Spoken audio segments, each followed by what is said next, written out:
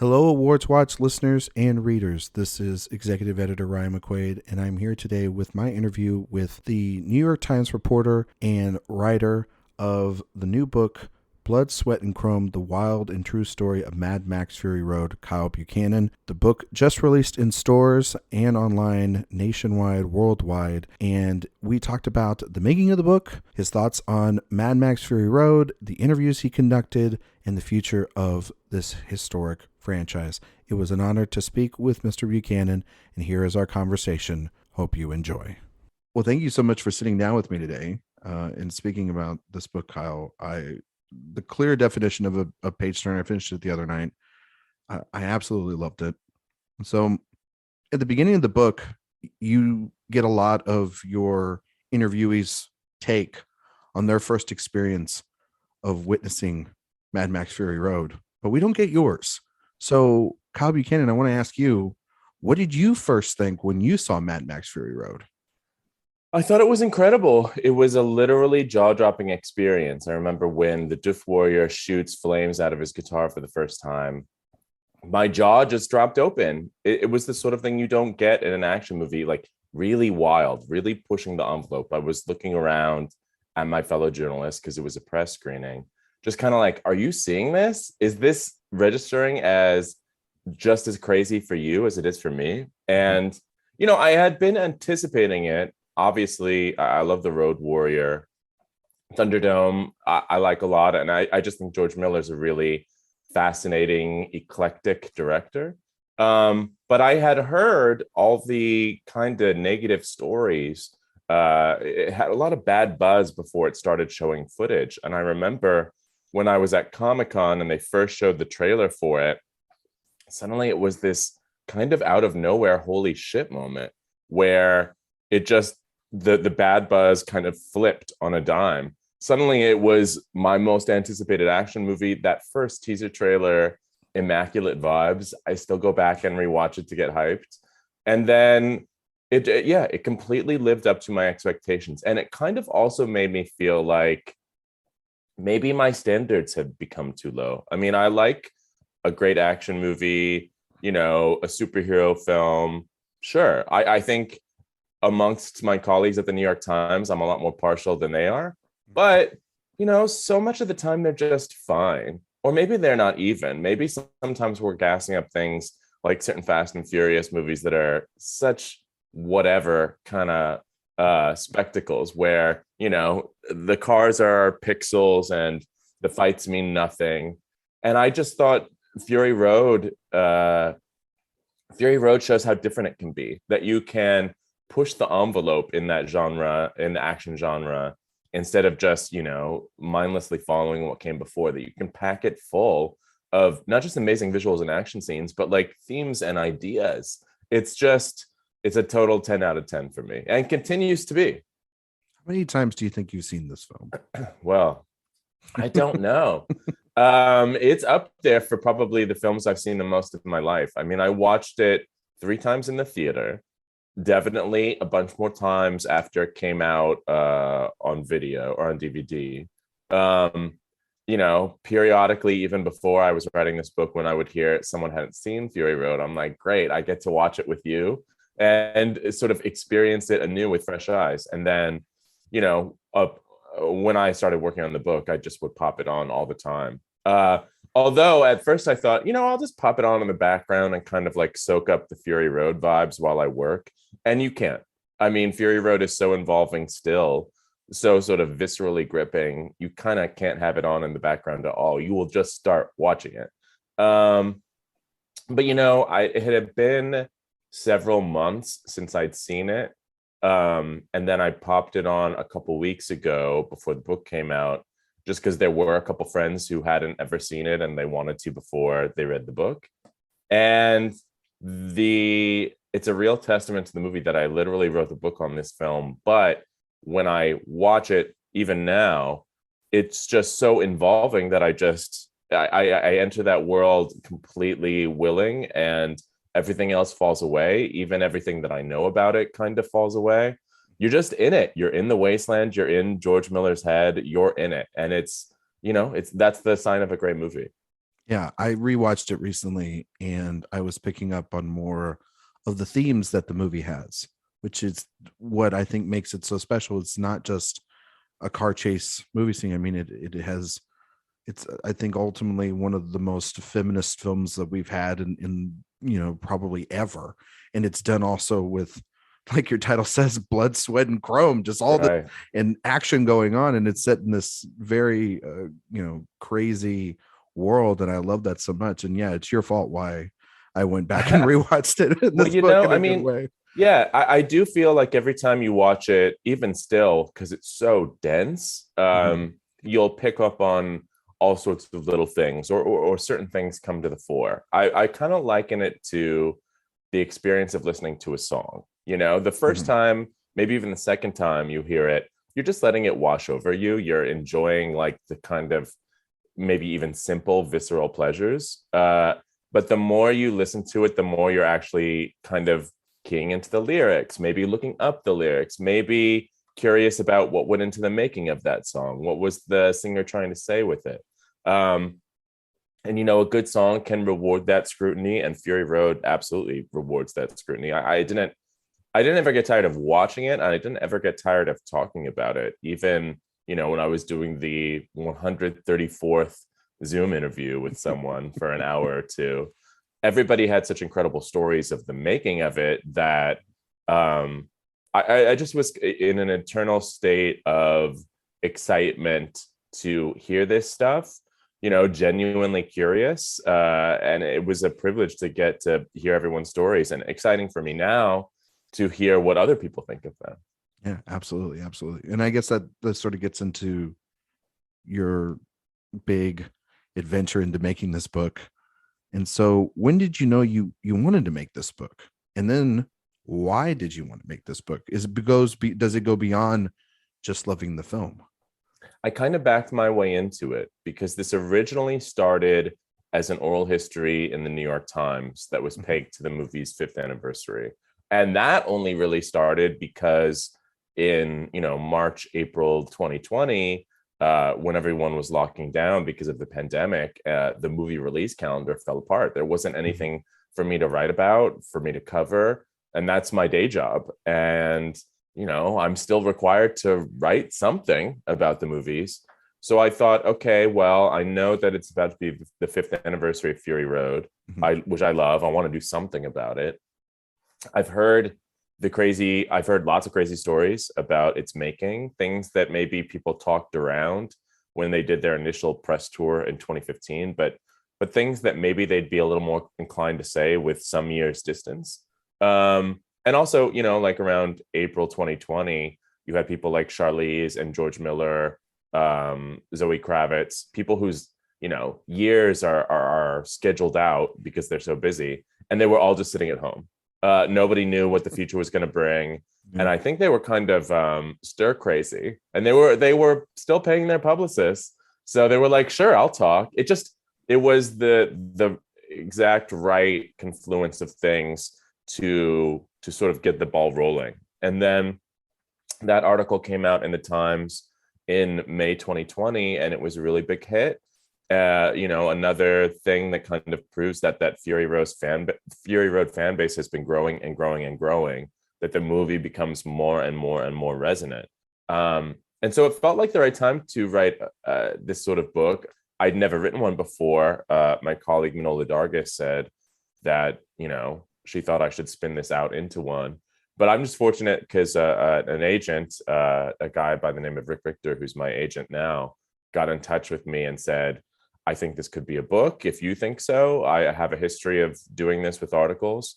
And I really did. I mean, it's kind of wild to go back and reread the Times oral history now because it felt so mammoth at the time, almost 5,000 words. But now it's just, you're ice skating over it. Mhm. There was just so much more even then when I'd only spoken to about 2 dozen people, and the more and more and more I talked to people, and the more people I talked to for this book, it just felt evident that not only was there a book there, but also I wanted to keep that oral history format and give everyone who worked on this film kind of their due. Mhm. if it were more written through book, as these things sometimes are, I think the only times you'd really get quotes were from, like you get quotes from Tom, quotes from Charlize, quotes from Riley Keough, quotes from Nicholas Hoult. But the things that, set PAs or camera people or makeup artists told you would be paraphrased or, sort of subsumed into some sort of crew hive mind. And I didn't want that. I felt like the oral history format is very egalitarian. It lets all these people kind of have their say at the same time, not just because they're number one on the call sheet. And it presents, I think, a more accurate picture of what it's like to work on a movie and be on a set when, the famous people are vastly outnumbered by these people that are out there doing their jobs, and their experience of doing their jobs was just as crazy as, as any of the people who were on camera. Absolutely. No, and I think that the format of the book is what makes it stand out the most, because I think, you detach yourself from it and you really let everyone around or everyone you're interviewing tell the story for you. And then you inject, blocking points and everything to Right. contextualize everything that's being said. So for you, how difficult was all that? I mean, you have this a massive amount of information. I mean, I was reading this and it felt like you were a documentarian as you were, Yeah. or as you were reading, as you were making this. So what was it like building the body of this beast? Well, I'm happy to hear you say that. I've heard that from a couple people, and that feels like a good thing. And probably, an effect of your knowledge of the movie and the footage you see in your head kind of intermingling with what you're reading. You can Mhm. almost assemble that documentary in your mind's eye. What was it like to find the structure of the thing? I really, I would, after I interviewed people and transcribed the conversations, you would kind of file the quotes in thematically linked documents, or that's how I did it. So, every quote said about George goes here. Every quote said about Tom goes here. Every quote said about what it was like in the desert goes here. Or the storyboards goes here. And then you start to kind of lay it out chronologically. You look for a spine, a story, but also you look for narrators. I wanted, especially, again, I feel like this is kind of like a love letter to the crew. I wanted to be able to tell some of these chapters through narrators that you don't know and aren't expecting to get to know. That the story of the first day on set is not told through George's eyes or Tom's eyes. It's told through the eyes of this visual effects data wrangler who was obsessed with Mad Max, and that's why he got into Hollywood in the first place. And he has this incredible day one story that he did a diary of that culminates in this huge surprise that I hope is a real fun payoff for the reader, because it was for me when I heard about it. Or, following Nadia Townsend, who was the assistant dramaturge who got the War Boys kind of into their fighting spirit and had this crazy task of whipping all these stuntmen who never acted a day in their lives into such a fervor that it was maybe the most emblematic part of living in that world for real. I mean, that, in addition to just sort of finding the chronological spine of the thing, that was the thematic one. And a fortunate thing as an author, that so much of what they were doing to make the movie is in conversation with the themes and ideas and the world of the movie. And that the actors especially really took on the characteristics and the conflict of the people that they were playing. I mean, I think it was Zoe Kravitz. She said, when you're out there in the war rig and you're literally in it all day with those same people, nobody else is in that war rig with you except those characters, and you're in those cars that are going for real in an actual desert for miles, and you're surrounded by crazy cars filled with war boys who are still turning it on even when the takes, even in between takes, you're living it. You are living it. You reach a point where you accept it, that you are living it. We've all watched that movie. It's not easy for the characters to live in that world, and it wasn't easy for the actors to live in that world for months either. Absolutely. And But that's what's, still, the yeah. verisimilitude of the thing, the way it convinces, I'm glad they went through it, because it's an incredible thing, and it doesn't feel thin at all. It feels like that world extends beyond even what you see. Yeah, no, for sure. I mean, you do feel it. You do feel that they're living through this. And we'll get to that here in a second about maybe a couple things with that. But for you, I mean, obviously when we're conducting interviews or doing stuff, and we find out when we're talking to the interviewee things that are interesting or shocking that they found. And I mean, you're writing an entire book about this this movie that is built with that. And you kind of mentioned it a little bit, but was there something in particular that for you, maybe about a sequence that you loved the most, or performance that you loved in the film, or even just something that you didn't even know about Mad Max Fury Road, that when you sat down with someone, you're like, my God, that might have just changed this, or how I thought about this, about that, when you're thinking about the movie going forward. That's an interesting question. Let me ponder that for a second. Um, I think it was, well, one of the most gratifying interviews I did was with Nico Lathuris. There's a few credited writers, George, Brendan McCarthy, who's a comic book artist, extremely talented, and Nico Lathuris, who occupies a really interesting role in George's creative life, which is he is George's dramaturge. That's the sort of position that we know from the theater, but you don't see it a lot in movies, or at least not in any sort of credited way. And what that means is, George had, with the storyboards and with his initial co-writers and artists, kind of come up with the spine of this thing. It's a chase sequence. Here are the hostages. Here are the characters. Here's what we think is cool. Here's what we're driving towards. And when Nico came on board, it was his job to sort of interrogate every element of those things, maybe excavate what was subconscious about what people were, drawing from. So, if you've got Furiosa as a female lead, she's spiriting these 5 sex slaves to slavery. They ultimately meet up with a band of older women. What are the themes to that?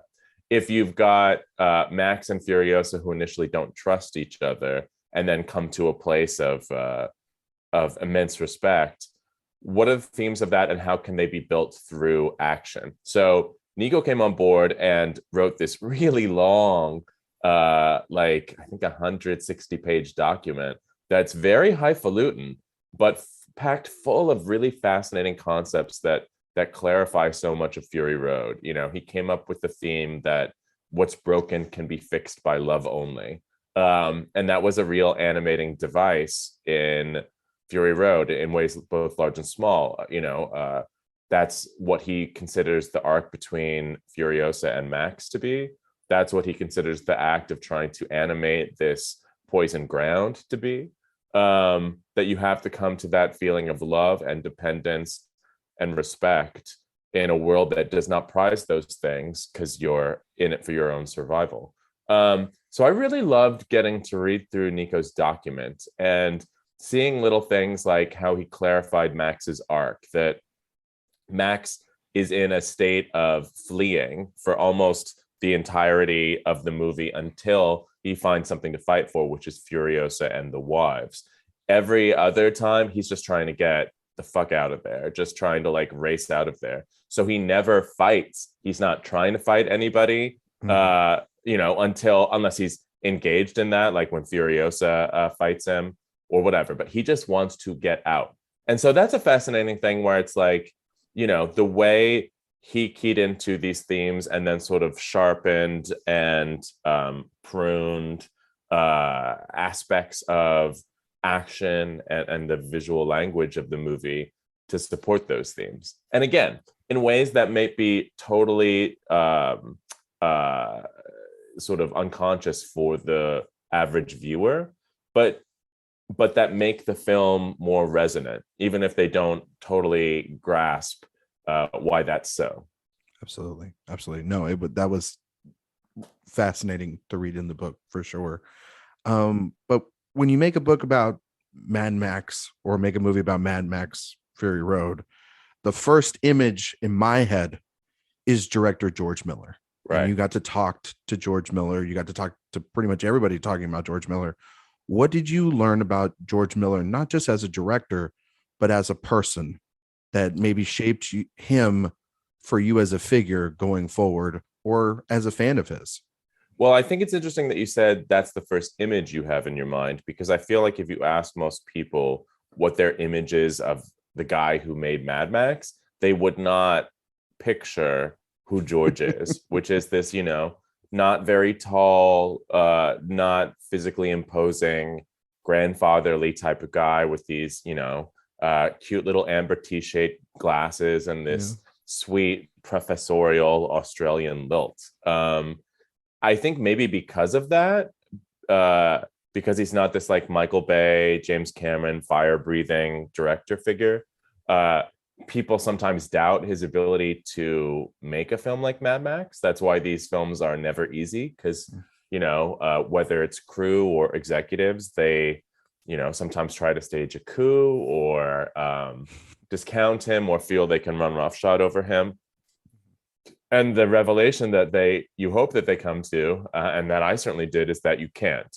He has this real indomitable will. He just will hang on. This movie took the better part of 20 years to make, and I think almost anybody would have given up on anything if it took 20 years to make, let alone if there were as many false starts and as many sort of act of God obstacles thrown at you, as he went through. So I was just really fascinated by how do you keep that flame alive when, everyone is trying to blow it out. And I think he's a sort of special creature in that way. He has these incredible blinders on when he's really interested in something, this tunnel vision that almost develops, for good and for ill, to be fair. There were things that I think he wished that he had been more mindful of when they were shooting, like the conflict between Tom and Charlize. But because of these blinders he had, he just doesn't register anything that isn't essentially getting the film towards that end game of being, up on a big screen. And maybe that's the kind of personality you have to be able to make something like this, because in many respects, it is a lunatic, crazy endeavor to mount. And either you're the sort of person who is himself a crazy lunatic, very evidently so, who's going to argue with you, or you're George, who is more seemingly mild-mannered, but simply will not buy into or even let register these things in his peripheral vision that are trying to take him down. Yeah, no, he's a genius. I mean, how you can go from making a Babe movie to then a Mad Max or then a Happy Feet, and like to do all that in a filmography, it's just, and you wouldn't think of it, but yeah, he's like reading your book and reading the account of it. It is the test of the will of a person to persevere through everything to get to the end goal, which is for that final product. And even what I find so funny about that, Kyle, was the premiere and how the studio had one cut in George's cut, and that's even the final last thing, right? Yeah, at the final test screening of the film. I mean, terrible for them, but wonderful for me that the climax of this book, even before they're about to have this redemption of the film coming out and it being so critically acclaimed, truly down to the wire, it's this test screening battle between his cut and the studio cut that he shows up for completely unaware that this is going to occur. And, if he fails that night, then all of those 20 years were for naught. This bastardized version of the film comes out. Yeah, it truly never ended. There was not a single smooth part of this process. But at the same time, so many people that I spoke to regard this as like the creative high watermark of their careers. And I think that if you did buy in and if you did have faith in George's vision and in George as a leader, then it was a really wonderful experience, because he, unlike a lot of directors, I mean, George George has a lot in common with this sort of director in that he just has an incredible technical brain. I talked to editors who said that George could watch a cut and then a week later come back and watch another cut and know that one frame was taken out of one scene near the end. That's how his brain works. But George is also very humanist and also a fan of delegating to people that he believes can bring something to the equation that he can't. That's why he gets somebody like Eve Ensler involved, this activist and playwright who can help coach the actresses who played the wives towards something that feels more real and not just actresses in bikinis in the desert. I think he's really interested in those sorts of things. So you have an interesting duality with George where he is very technical. A couple people I spoke to, essentially think that he's somewhere on the spectrum. But at the same time, he's very humanist. I think that has a lot to do with his training as a doctor. He's very interested in not just staging these bouts of vehicular mayhem, but making you feel like every loss, even just if a random war boy perishes, it feels like a human being just died in a way that I never feel if I watch, fill in the blank studio action movie number 510. Yeah, no, for sure. Obviously, you had to cover or get answers for the Tom Hardy, right. Charlize Theron feud of our time. But what was it like getting answers and then even resolution and then remorse for this infamous now feud? I mean, that must have been something when you're interviewing both of them and everyone around them to have that retrospective years after the project's done. I knew everybody else would talk about it. I don't doubt that they were talking about it plenty as those things were happening. And, I thought, okay, well, the crew members have a lot less skin in this game. There's no reason why they wouldn't. The challenge was, will Tom and Charlize talk about it? Tom did via email, and I thought actually gave a really sort of mature, nuanced reflection. But the linchpin was going to be Charlize. The fortunate thing is, having interviewed Charlize, I'd interviewed her a bunch before this and then several times for the book. She is a really unique creature as far as A-list actresses in that she wants tough questions. She's not trying to talk around anything. She's not trying to give a stage managed answer. She would much rather answer something that's difficult and thought provoking than, something like, what was it like to work with Margot Robbie? Just sort of like the simple things you get asked all the time. She really does not shy away from a challenging conversation. And it's to her credit that she answered everything very honestly. When I talked to her about this movie, not just even Tom's stuff, but, she has incredibly mixed feelings about this movie. She knows it's one of her most iconic films now, but the process of making it was really difficult for her. And the success of the film does not wash away the sins of the production in her mind necessarily. And I think that's good and a nuanced point of view. And I give her a lot of credit for going there and really talking about the Tom situation because, she's very aware. She's a savvy person. Excuse me. She's very aware that in telling me all these things, that it's going to set off another round of headlines, which it has done.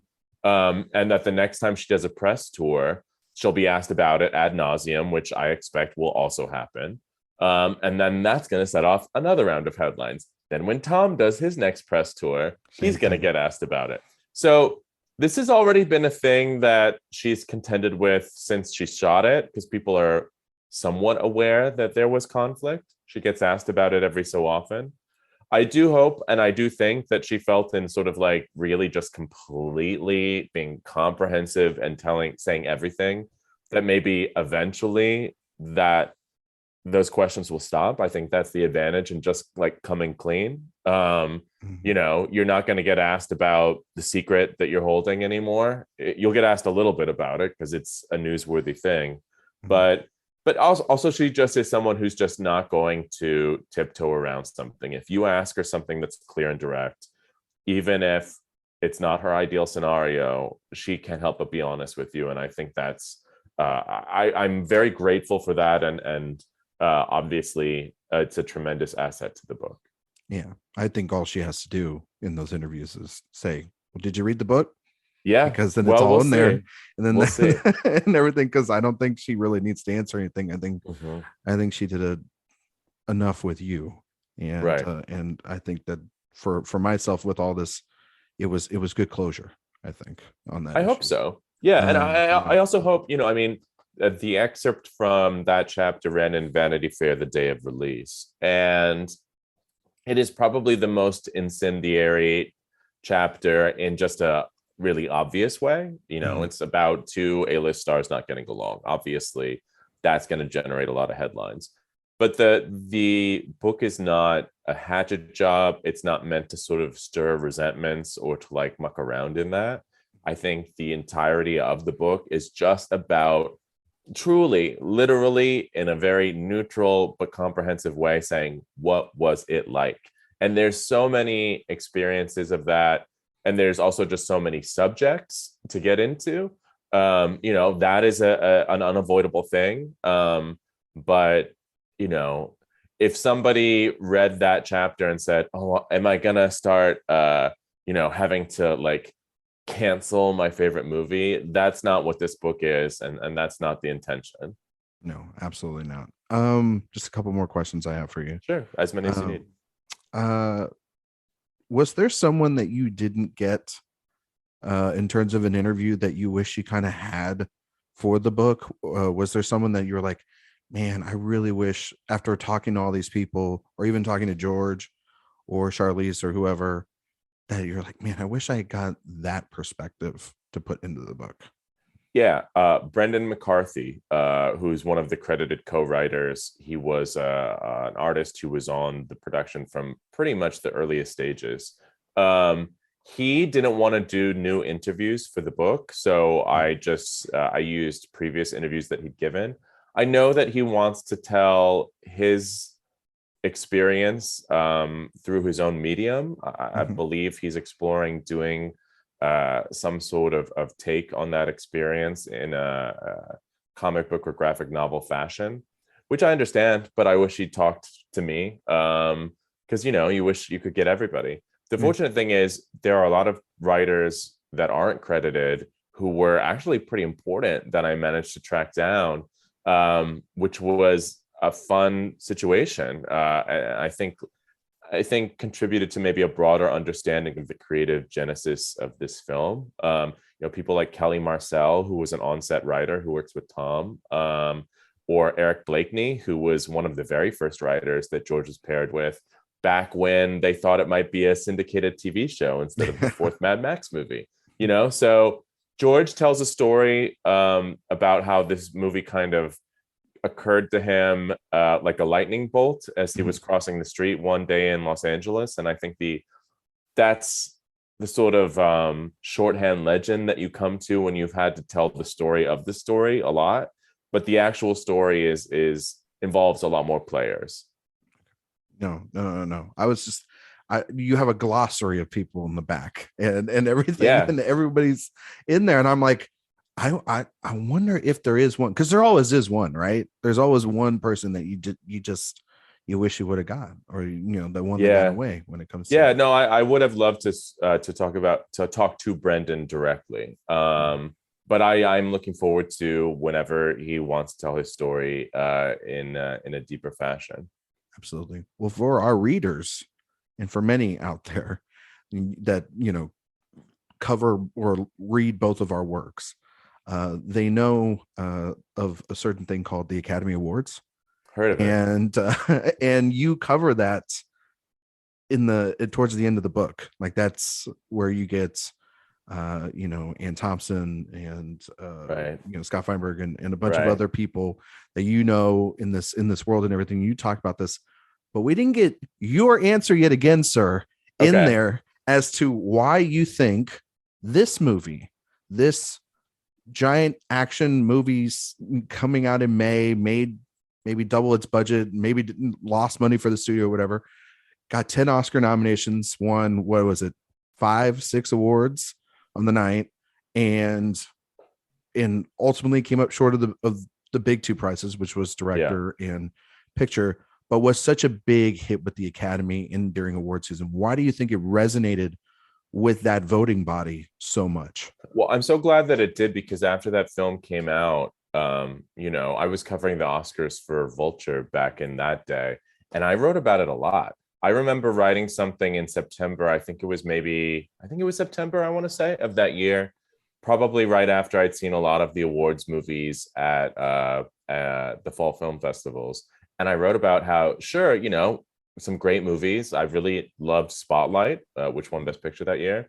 But I wrote even then, nothing's hitting me like Fury Road hit me. Not even like, I haven't even seen a performance that I think is better than Charlize's in these, more ostensibly Oscar courting movies. Yes. And so I really kept that drum beat up, or that flaming guitar, if you'd rather. And I know that a lot of my colleagues were as well. Ann Thompson, Gregory Elwood were all writing about how, this isn't just an action movie. This is an Oscar movie. I think Warner Brothers was a little bit slow on the uptake. They had more conventional Oscar movies. They thought the Johnny Depp drama Black Mass would be their Oscar film. And I think when that sort of the air got let out of that balloon, and they were hearing from other people who were like, what about Fury Road, though? They finally started coming around and pouring a little bit of money into it. And then it just really was like a bottom-up thing, which feels crazy to say, given that this is, a considerably more expensive, more high-profile movie than almost anything that was in that race that year. But it really did feel like an organic thing of people's love and the sort of like zealous way they talk about it, which still exists today. If you love this movie, you're sort of an evangelist for it. It became its own thing, and people felt like they were pushing it rather than having it shoved down their throat, as they sometimes do and resent when it comes to Oscar movies. And it was also just an exciting way to differentiate that field. And also, to a certain degree, undeniable. As unlikely as it was, undeniable in the sheer level and craftsmanship that we see. Many people have asked me why Spider-Man No Way Home is not in the Best Picture race.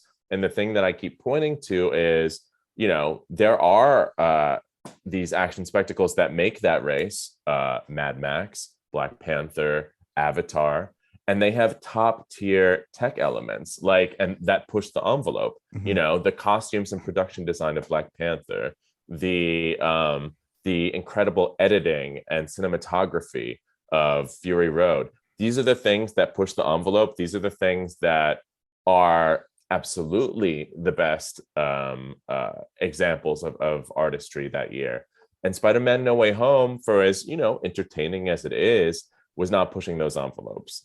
You're not remembering those costumes, the composition of those shots, those really boring sets. Maybe if Sam Raimi had done it, but John Watts is just like, sure, we'll stage a 40-minute chunk of this movie in Jon Favreau's boring ass apartment. So I really do think when you start voting for Fury Road in all of those below the line categories, as people were, that it was like, come on now, like, this is one of the best movies there is. And that passion held out. And I also do think that it continued to build as the movie continues to have built over time. The fan base has only grown bigger, and it was doing the same thing within the Academy in sort of a microcosm. And I think that if The Revenant had not been in the race, that George would have won Best Director. Best Picture might have been a taller order, but I don't think anyone could have argued with that. And I honestly do think that over time, if people could go back and change that, they would. Oh yeah. No, I mean, Spotlight and Mad Max were my 1 and 2 of that year. Yeah. So it's Same. But Mad Max was number 1. So I was like, well, Yeah, and I think that, with the Best Director race, so much of DiCaprio's Best Actor race that year for The Revenant was predicated on how difficult it was. Yeah. And so we knew that that Mad Max was difficult. You can see it on the screen, but he didn't have like a movie star out there making that case in a way that made it feel like, what DiCaprio and Iñárritu did was, worth awarding. So yeah, that's part of it. I don't think people would be surprised given what I do, but the very first rough draft of this, the longest chapter was the award season chapter, just because, I know the nitty gritty and all the particulars of it. You just, but I had to edit that down so it didn't get too inside baseball. Yeah, exactly. No, but I mean, I agree with you. The thing about the race for me that makes me disappointed is the fact that like he won the year before. I know. And so that's the thing. It's like, and also too, it's the thing of like, is George Miller ever going to get maybe back to this stage? Like Iñárritu's probably going to have the shot to do it. George might not. Well, I mean, you would hope, yeah. but you would hope, but like, and I'm very curious with what happens with Furiosa. I mean, I really do think that if that movie delivers, then what he did with Fury Road will be rolled into his best director bid. Well, he has that new film coming out this year too, or supposedly 3,000 Years of Longing. Yeah, with Idris Elba. A very different vibe. Yeah. Again, he's a very eclectic director. Yeah, exactly. But yeah, I absolutely think that he deserved it. I think few people would argue that in 2022 that George deserved it that year. I would be remiss if I didn't ask you these last two questions. Sure. And that is, you just mentioned Furiosa. Yeah. You talk about it a little bit. Even you have the great Edgar Wright and his quotes about it. And you do have the new Furiosa, Imperator Furiosa, the younger version, and Anya Taylor-Joy, her quotes in the book as well. And so I have to ask you, how much pressure does George in this movie have now with the legacy of this movie? Because it's not going to have Charlize. She's not going to be in it. She's kind of, still on record disappointed by that. Yeah, and I get that. And I get that. And then, of course, with George, there was the whole, like, do they do sort of like you mentioned in the book, or they mentioned in the book, the Irishman de-aging technology, but then they just went with this rather. And I like that your book is sort of like getting us hyped in that chapter for what is to come. But speaking as the author and as a fan of this series and everything, and as a journalist, how much pressure does this movie have? Is this like one of the most pressured projects of like the last 15, 20 years? Well, I don't think George experiences pressure in a normal way. Otherwise, he never would have made Fury Road or survived it. So there's that. I actually do think that in some respects, there will be less pressure because he's proven what he can do. I mean, it's going to be shot differently, and it is a somewhat different vibe than Fury Road. It's a traditional screenplay, not just storyboards. Longer scenes, more dialogue-driven scenes. So I think the actors will feel a little less adrift than Tom and Charlize and the others often did.